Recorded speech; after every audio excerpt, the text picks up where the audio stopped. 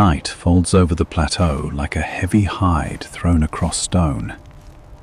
The wind is not a breeze here. It is a living thing that crawls along the ridgelines, pries into cracks, and hunts for warmth the way a predator hunts for blood. It drags grit and frozen dust across the open country until even the stars seem to shiver. If this kind of quiet, cinematic history helps you unwind, consider subscribing. It tells YouTube to bring you more journeys like this one, and it helps the channel keep making long, calm stories for the night. Now, back into the cold and into the stone. In that darkness, a small line of figures moves between the boulders, bent low, shoulders rounded under the weight of cold. Their breath is visible, bright in the firelight they do not yet have. Each exhale a pale ghost that drifts behind them and disappears. They do not speak, not because they have nothing to say, but because sound travels too far in this kind of night, because every word spends heat. Ahead, the land falls away into a black seam, a cleft where the stone breaks open. A shelter, a mouth. And when the first of them reaches it, when hands touch the rock and feel the air change, something strange happens. The cold becomes deeper. Not the cold of open wind, but the cold of a sealed place, ancient and patient. The kind of cold that can keep a secret for longer than any living memory. Inside that hollow, the darkness is thicker. The ceiling presses low. The walls hold the scent of mineral damp and old smoke that is not theirs, as if someone, long ago, burned a fire here and the stone never forgot.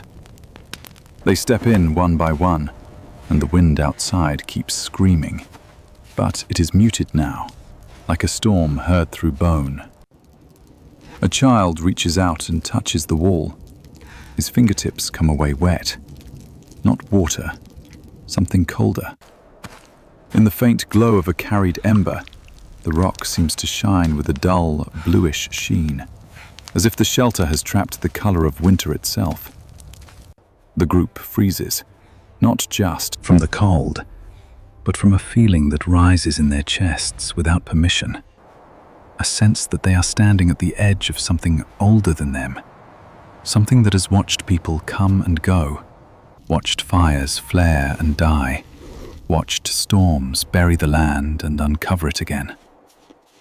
The leader, a broad-shouldered woman with scarred hands and a quiet, measuring gaze, looks deeper into the shelter.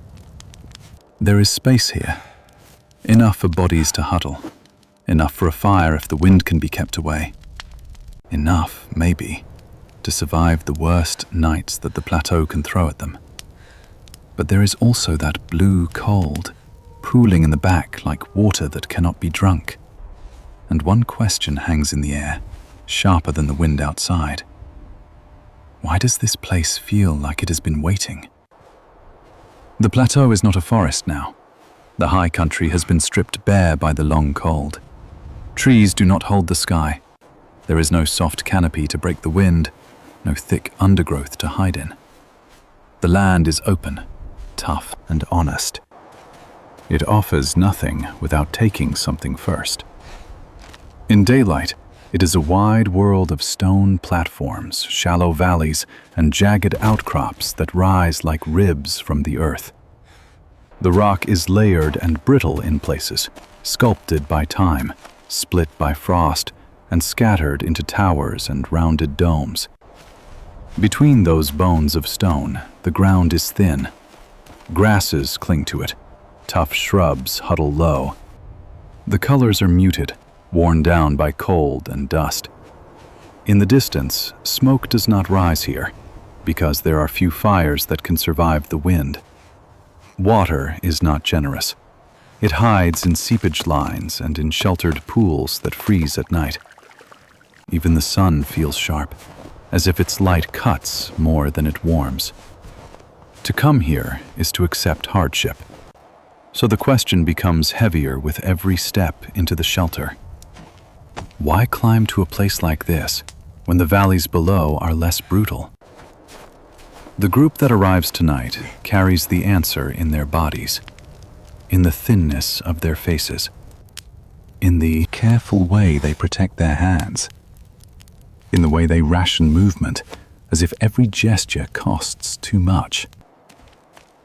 Below, the lowlands are changing too. The world has been drying. The old pathways along rivers are less reliable. The familiar wetlands shrink. The animals shift their routes, following whatever water remains, following grasses, following each other. And with them, people shift. The woman leading this group has walked the lowlands before. She knows the smell of warm earth after rain. She knows the dense rustle of leaves, the buzz of insects, the heavy heat of summer. Those memories feel like stories from another world now. This winter is different. It has teeth. The elders speak of seasons that used to turn like a wheel. Now the wheel feels stuck. The cold lingers. The dry stretches longer. The wind seems to come more often, and it comes with dust that coats the tongue. There is hunger in the camps below. Not the sudden hunger of a failed hunt, but the slow hunger that grows when the land itself is stingy for too long. The kind of hunger that makes people look farther, risk more, listen harder for rumors of better ground. And rumors travel. A cousin who married into another group. A visitor who appeared at a creek when the water was still running. A man with frost in his beard who told of a hollow in the high country where the wind cannot reach, where stone holds warmth if fire is fed, where animals funnel through passes and can be taken. A shelter in the mountains. A place of cold, yes, but also of protection. A place where the land's brutality is at least predictable. Tonight, predictability is worth everything. They carry what matters, fire in the most fragile form. A bundle of dry fibers wrapped around a coal, tucked into a split piece of bark, protected by cupped hands and constant attention. If that ember dies, the night becomes not just cold, but lethal. Stone tools wrapped in hide, edges kept keen. Scrapers and flakes, points shaped carefully. A slab of smoother stone, carried by two younger men, heavier than it looks, dragged part of the way, then lifted when the ground grows too broken. It is not for show. It is for work, for shaping, for grinding, for turning rough into useful. Skins stitched and tied. Not fine clothing, but enough.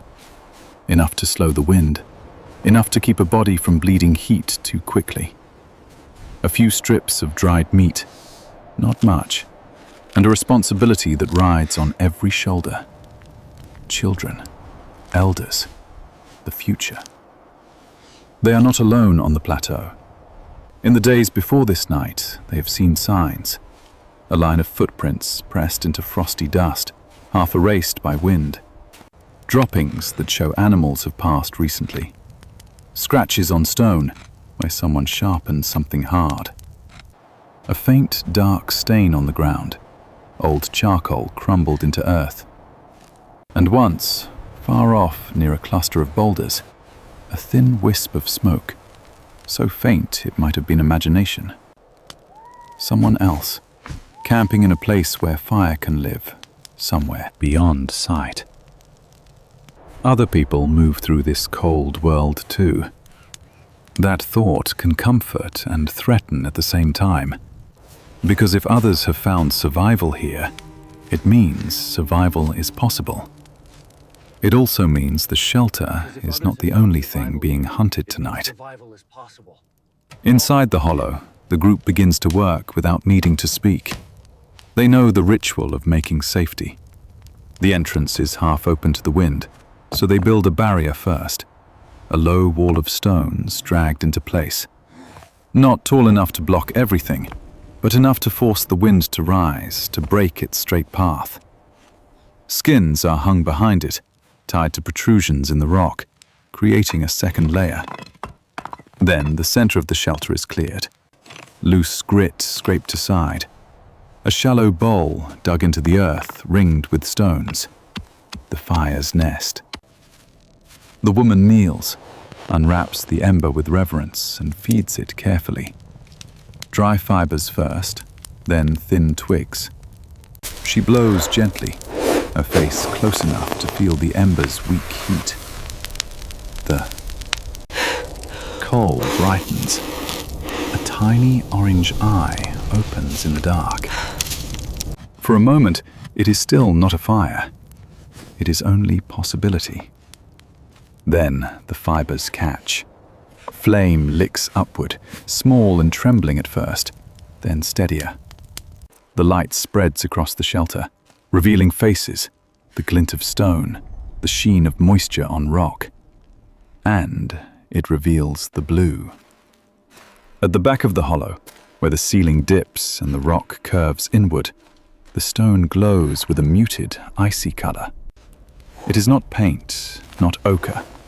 It looks like frost that never melted, trapped in the pores of the rock. The child stares, wide-eyed, as if the shelter has its own moonlight. The elders glance at it and do not smile. They have seen strange things in stone before, places that feel watched, places where sound behaves differently, places where the air tastes wrong. This hollow has that feeling. But the fire warms their hands, and warmth is a language the body understands more urgently than fear. The group settles in, bodies huddle, skins are wrapped tighter. A baby fusses, then quiets as warmth reaches her cheeks. The older man, whose knees ache even in summer, extends his hands toward the flame with a slow, trembling gratitude. Outside, the wind keeps screaming. Inside, the fire becomes a small sun. And as it burns, the woman watches the shelter's ceiling and notices something else. Soot stains. Faint, but real. A dark smear above where their fire now sits, as if other fires once burned in this same spot. Not once, many times. Layered, repeated. A history written in smoke. Someone has survived here before. The woman's throat tightens. The shelter is not just a convenient hollow. It is a remembered place, even if the memory is not carried in words. A place that has served as a refuge in the long cold. A place that may demand something in return. As the night deepens, the plateau tries to reclaim them. Cold creeps along the floor, pooling in the lowest places like invisible water. It curls around ankles. It climbs up through the earth and into bones. Even with the fire, the shelter is not warm. It is only less deadly than outside. The fire pops and sighs. Sparks rise and vanish into darkness. The child who touched the wall earlier reaches again, drawn to the blue sheen. His mother catches his wrist. Not anger, fear. She shakes her head once, a silent warning. The child withdraws, but he keeps staring. In the corner, a young man sharpens a stone edge, drawing it carefully along another stone, listening to the sound. A scraping rhythm. Each stroke is controlled. He is making a tool that must cut cleanly tomorrow. Another woman sits with the grinding slab between her knees, running a small piece of wood across it, smoothing, shaping. Her hands move with practiced precision, as if she can turn time itself into a useful object if she works steadily enough. This is how people survive, not by being stronger than winter, but by being smarter than it. By turning stone into blade, fiber into cord, skin into shelter, ember into life. And by reading the land as if it speaks. Tomorrow they will hunt. The plateau is open, but it funnels movement. Animals move along the easiest routes, along ridge lines where snow does not drift as deeply, along gullies where shrubs still offer food.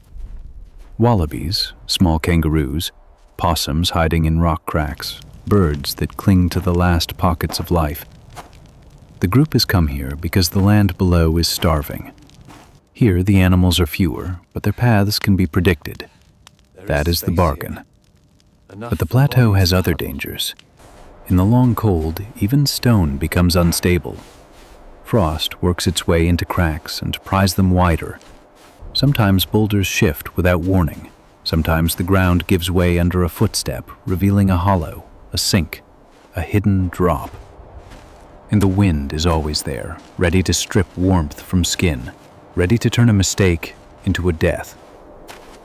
The woman leading the group sleeps lightly. She dozes, then wakes, listening, measuring the fire's breath, feeling the movement of air. At one point in the night, she hears something that is not wind, a faint tapping sound, soft, repeated. She sits up slowly. The fire is lower now, but still alive. Shadows move across the walls like living things. The tapping comes again, closer to the entrance. The woman reaches for her spear, shifts her weight, and signals to the young man beside her. He wakes without a sound, eyes alert. The tapping becomes a scrape. Something is outside. The barrier of stones and skins trembled slightly. A small shape slips into view through a gap. Not a person, a creature, drawn by smell, driven by hunger. It is low to the ground, quick, its eyes reflecting firelight. It pauses, confused by the wall, then darts away. A small predator, a scavenger. It is a reminder. They are not alone. They are not the only ones trying to survive. The woman exhales slowly, tension easing from her shoulders. But the message remains. This plateau attracts those desperate enough to endure it. And desperation can make anything dangerous. Days pass in a rhythm carved by cold. In the morning, the sun arrives pale and sharp. Frost sparkles on stone. The wind cuts. The group eats sparingly and moves. They hunt along the ridgelines, using the land's shapes. They find tracks where hoof-like prints have pressed into the dust. They find droppings. They find a narrow pass where shrubs cluster, and a faint path is borne into the earth. They wait. When an animal appears, it is not a great beast. It is a wallaby, muscular and wary, moving quickly. But in this world, any meat is precious. The spear flies. The animal falls. The group does not celebrate loudly. They work. They bleed and skin and cut, hands moving with skill that comes from long practice. Meat is divided. Nothing is wasted. Skin will become protection. Tendons will become cord. Bones will be cracked for marrow. Back in the shelter, the fire is fed again. Fat drips and hisses. Smoke rises and adds another layer to the ceiling's dark stain. The shelter begins to smell like life, but the blue cold remains. Sometimes, when the fire burns low, the back of the hollow seems to glow more strongly, as if cold itself emits light. The child watches it every evening, unable to look away. And gradually, the group begins to treat that corner with caution. Not because it harms them directly, but because it feels like a boundary. There are places in the world where people can live without permission, and there are places where the world feels like it is permitting them only temporarily. One afternoon, as the wind howls outside and the group stays closer to the shelter, an elder begins to speak. His voice is rough, worn down by cold and time. The others lean in, drawn not just to his words, but to the warmth of shared attention. He tells of a winter long ago, when the cold was even harsher, when the lowlands cracked and rivers shrank, when the animals disappeared and people turned on each other. Fear. He tells of a climb into the high country, of finding a hollow like this one, of surviving because they had no other choice. He does not name the place. Names are not always spoken for such shelters. Some places are pointed to, gestured at, respected with silence. He says the stone remembers. He says the smoke in the ceiling is proof. He says the cold at the back is a sign that the shelter is older than people, and that it can hold them. But it can also swallow them if they do not stay humble. The child listens, eyes wide, and when the elder's voice fades, he asks the question that has been living in him like a splinter. What is the blue? No one answers immediately. The woman leading the group looks toward the back of the shelter. The firelight does not reach fully there. Shadows pool thickly. The blue sheen is faint, but present. Finally, the elder speaks again. He says the blue is winter trapped. He says it is the breath of stone when stone is colder than air. He says some hollows are shaped so that cold falls into them and stays, as if the shelter is a bowl filled not with water, but with frost. He says it is dangerous only if you forget it is there. The child nods, but he is not satisfied. Curiosity is a kind of hunger too, and it is not easily fed. That night, when the others sleep, he wakes quietly. The fire is low, glowing red. The air is cold and still. He looks at his mother, asleep with her arm around the baby. He looks at the woman leader, curled near the fire. He looks at the elder, his face like carved wood in the dim light. Then he stands and moves toward the back of the shelter. His feet make almost no sound on the gritty floor. As he approaches the blue corner, the cold becomes heavier, pressing against his skin. His breath fogs thicker.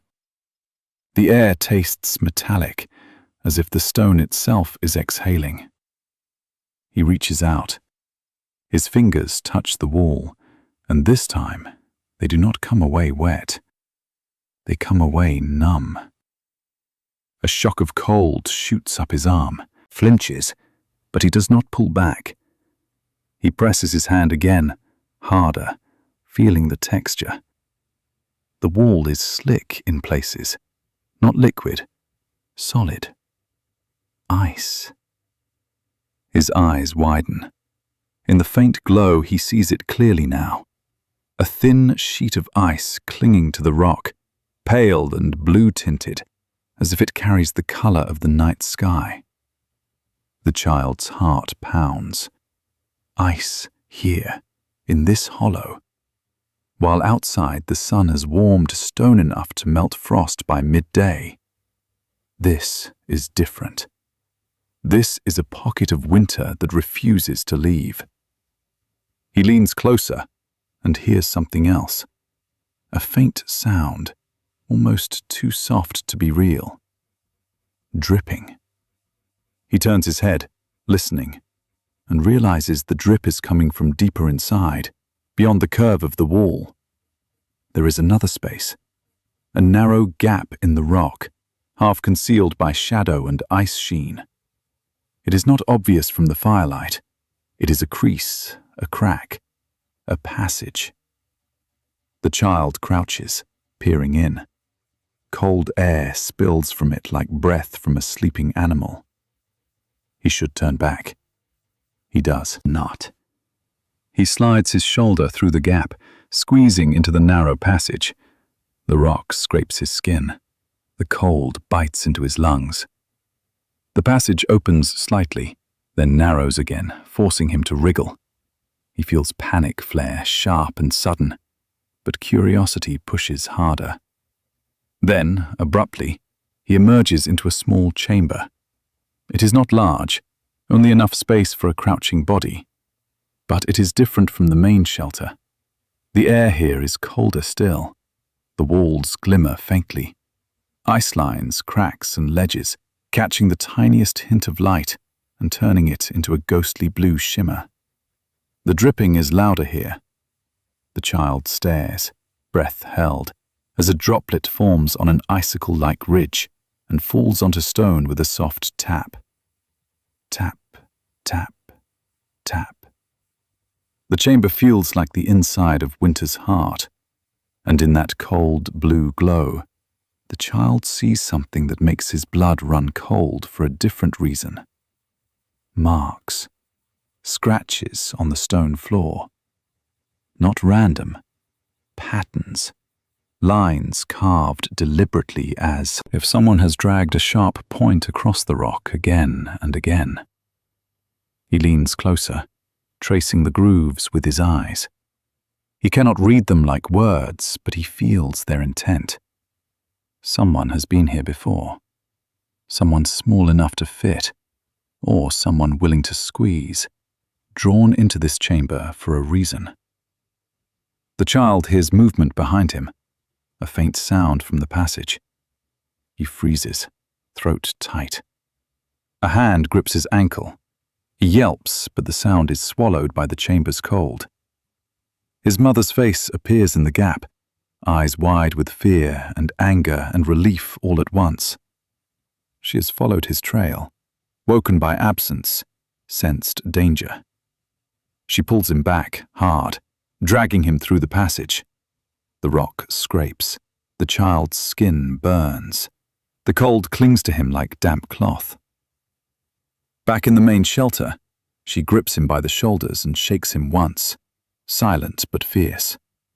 The elder wakes. The leader wakes. Others stir, alarm rising. The child tries to speak, words stumbling, breath fogging. Ice, he wants to say. A hidden chamber. Marks. But his mother clamps a hand over his mouth, not to silence him forever, but to stop the panic from spreading. The leader stands, moving to the back corner with controlled steps. She crouches, peering at the wall, feeling the air. She sees the gap now, subtle but real. Her eyes narrow. This shelter has layers. A front where fire can live, where people can sleep, and a back where winter has been trapped. A place within the place. The leader looks at the elder. The elder's face is unreadable, but his eyes hold something like recognition. He does not look surprised. He looks as if the shelter has finally revealed what it always intended to reveal, once the group stayed long enough. The leader does not go into the gap. Not tonight. Not while the fire is low and fear is high. But she does not ignore it either. She returns to the fire, sits, and stares into the embers as if the answers are buried there. From that night onward, shelter feels different.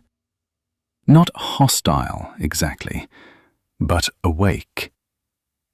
The group continues to use it. They hunt, they work stone, they grind, they rest, they survive. Yet the back corner is watched now, the way a cliff edge is watched, the way deep water is watched. With respect, with caution, with an awareness that curiosity can kill as easily as cold. The child is kept close. His mother's hand finds his shoulder often, anchoring him. He is scolded with looks and quiet gestures, not cruelty, but terror. She cannot lose him to stone and ice. But the marks he saw in the hidden chamber do not leave his mind. When he closes his eyes, he sees them. Lines etched into rock. A pattern carved in winter's heart. Who made them? Why did they crawl into the cold to carve stone? The question becomes an open loop in the group's story, a thread that pulls at the leader's thoughts as well, and the plateau does not give answers easily. As weeks pass, the cold does not soften. It remains stubborn. The wind remains sharp, The sky remains hard. The group begins to understand that survival here is not a single challenge, but a chain of them, each linked to the next. A hunt succeeds, but then a storm arrives and traps them inside for days, forcing them to ration food. The fire burns strong, but then the wood supply dwindles, and the young men must risk long trips into wind-sliced gullies to gather dead branches and scrub that will burn. A child laughs one day, warmth briefly returning to the shelter's air, but then an elder's cough deepens and fear settles again. The leader keeps count of everything in her mind: how much meat remains, how much fat, how many dry fibers, how many strong bodies, how many weak. She knows the plateau is not only testing their strength, but their planning, their discipline, their ability to think beyond hunger. One afternoon, when the sky is clear but the wind still bites, the leader notices movement far off. A line of figures on a ridge, silhouetted against pale light. People. Not her people. She signals the group to stay low. Eyes narrow, muscles tense. The figures move slowly, deliberately, as if they know they are visible and do not care. They stop near a cluster of boulders and stand, watching.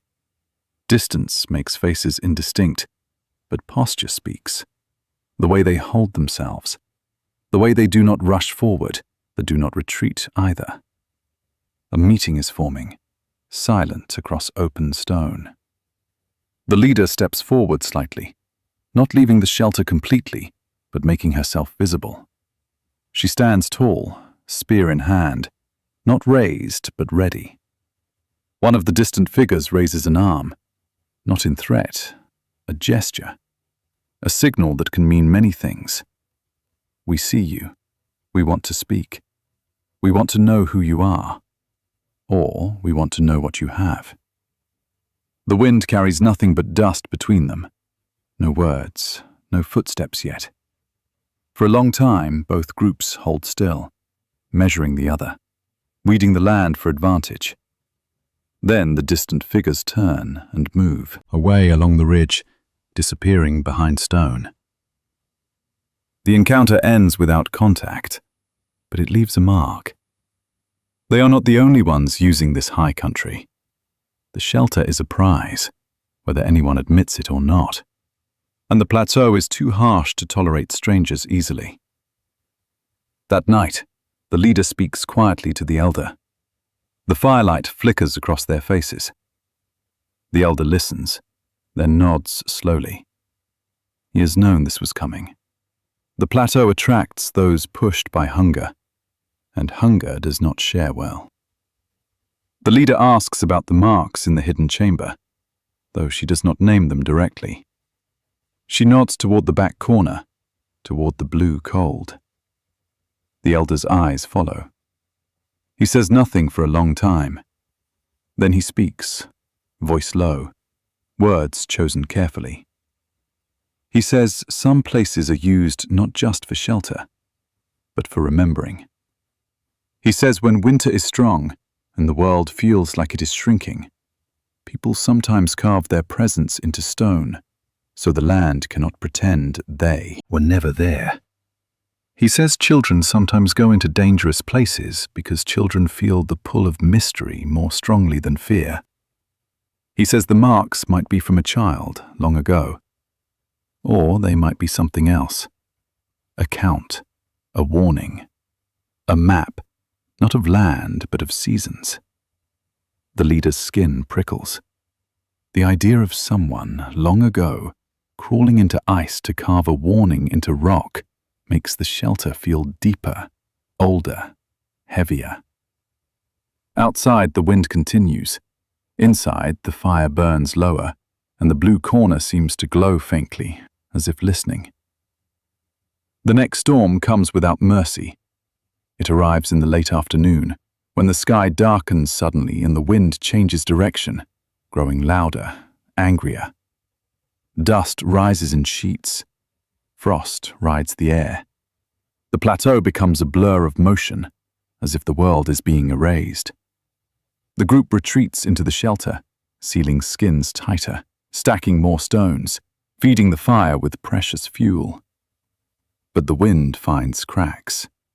It snakes in through gaps, carrying cold like a blade. The shelter's front becomes a battleground between flame and air. The fire flares, then struggles. Smoke is pushed back into the shelter, making eyes water, throats burn. The leader shifts stones, adjusts skins, fights for the fire's breath. The baby cries, then coughs. The elder's chest rattles. The storm does not stop when night comes. It intensifies, hammering the shelter with sound and cold until it feels as if the entire cliff face might peel away. And then something happens that turns fear into panic. A sound from the back of the shelter. Not dripping, cracking. A sharp snap, like stone breaking. The blue corner glows brighter for a moment, reflecting firelight in a strange, cold shimmer. The child gasps. His mother pulls him closer. Another crack. The leader stands, eyes fixed on the back wall. Cold pours forward, heavier than before, spilling from the gap like water released from a dam. The hidden chamber is breathing into the main shelter. The temperature drops suddenly. The group feels it immediately, the way skin feels the first touch of winter. The fire sputters. The leader rushes to feed it, to protect it, because without fire, they are finished. But the cold from the back corner keeps rolling forward, and the storm outside keeps pressing in. For the first time since they arrived, the shelter feels like it might turn against them. The elder begins to mutter, not loudly but urgently, words half swallowed by wind and smoke. The leader hears him and looks back, and in his eyes she sees something she does not want to see. Fear. Not fear of storm, fear of the shelter itself. As if the place has shifted and the old bargain is being rewritten. The leader makes a decision. She grabs a burning branch from the fire, wraps her hand in hide, and moves toward the back corner. The others react, reaching for her, but she shakes them off with a sharp look. She crouches near the gap, feeling the cold air pour out. It stings her. Eyes. It makes her teeth ache. She holds the burning branch closer, illuminating the crack more clearly. Ice has formed thicker along the wall. The gap is rimmed with pale frost. The stone around it looks wet, as if moisture has condensed and then frozen instantly. The leader leans in and sees that the gap is wider now. The storm's pressure, the shelter's breath, the shifting of stone and ice. Something has opened the passage further. The hidden chamber is not just a curiosity anymore. It is becoming a force. She hesitates for only a heartbeat. Then she pushes the burning branch through the gap. For a moment, nothing happens. Then the flame flares strangely, as if the air inside feeds it differently, colder and denser. The light spills into the hidden chamber, and the leader glimpses what the child saw. The blue shimmer, the ice-lined walls, and the marks on the floor. But she also sees something else. A darker stain on the stone, near the back of the small chamber. Charcoal. Old, not from this storm, not from their fire. Someone burned something inside that ice chamber long ago. The leader's breath catches. Why would anyone bring fire into a place that kills fire? Why would anyone crawl into that cold and light a flame? Unless they had to. Unless something outside was worse. Unless the shelter had more layers of refuge, deeper layers, reserved for moments when even the main hollow was not enough. The storm outside roars like an animal trying to tear the world apart. The leader pulls the burning branch back, her mind racing. The shelter has been used before, not just as a home, but as a fortress against the worst the plateau can unleash. Now the group is facing that same test. The leader returns to the fire, eyes hard, voice low as she speaks quickly to the others. They must keep the flame alive. They must block the back gap if the cold continues to pour out. And if the storm breaches the front barrier, they may have to retreat deeper, into the place where winter is trapped. The thought is terrifying. But the storm does not care about terror. Hours pass in a blur of effort. The group takes turns feeding the fire, shielding it from gusts, shifting stones, tightening skins. Smoke stings their eyes. The baby is kept close to the warmest bodies. The elder is wrapped in extra hides, his breathing shallow.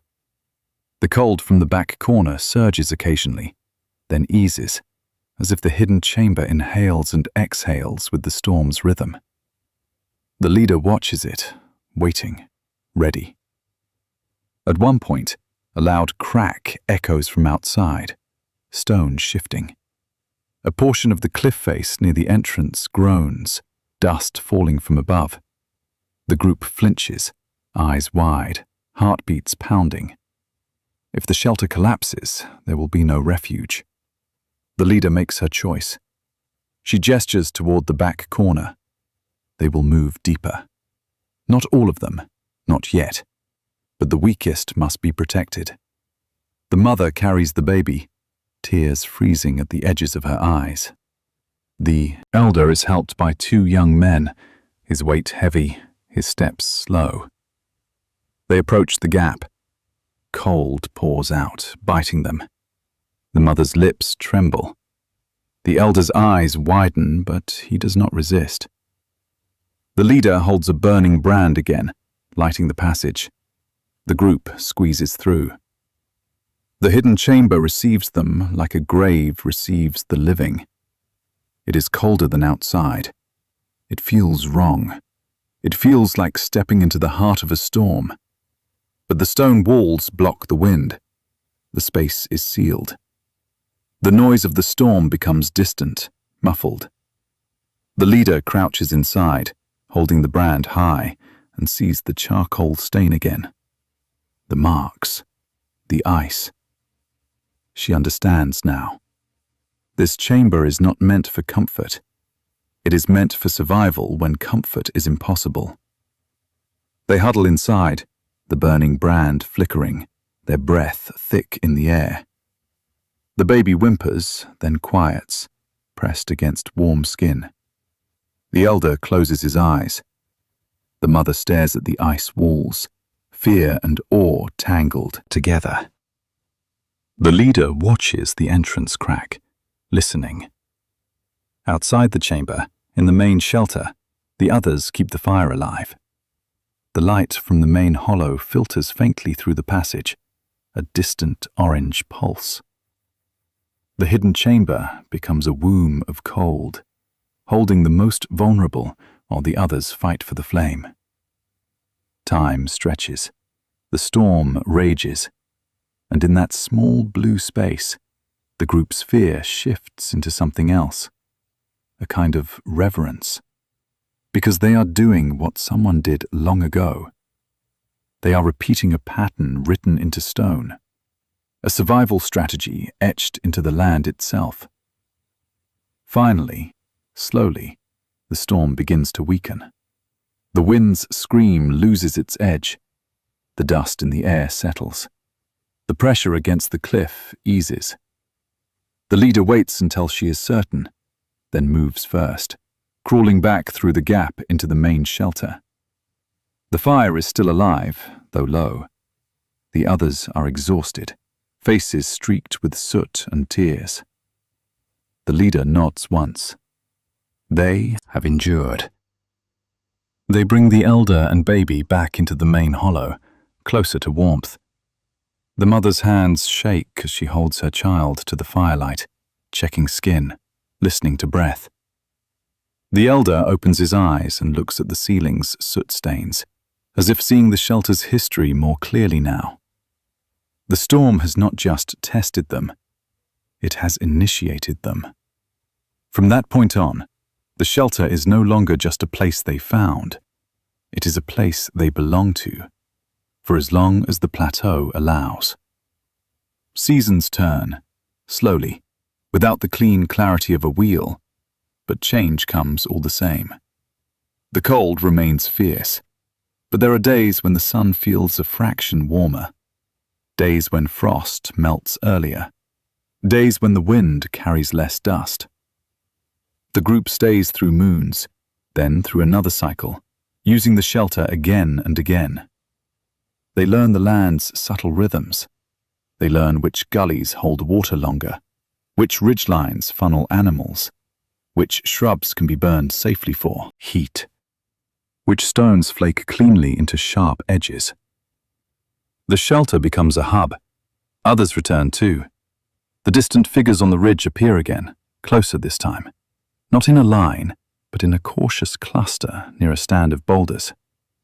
The leader meets them in open space, both groups keeping distance, reading each other.